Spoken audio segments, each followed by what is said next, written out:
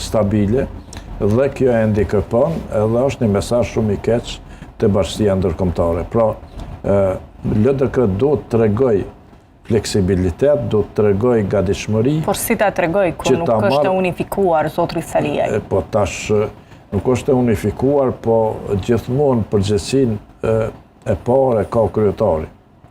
Pra nuk mund ta fajsojmë ne atë të fundit në kryesinë e LDK-s para kryetarit. Pra kryetari nëse s'është në gjendje ta bëjë një LDK unike, duhet të ofrojë dorëheqje. Po para ofrimit dërheqjes edhe para dhënës dërheqjes do të gjej mundësi që ta lërë LDK-n në duart sigurta. Pra jo vetëm t'jap dërheqje të shkoj e të mos i interesoj më fati i LDK-s. Por do të gjej mundësi që krahas dërheqjes ta rri ta lërë dikë që ndoshta mundet më shumë se ai ta çojë LDK-n përpara.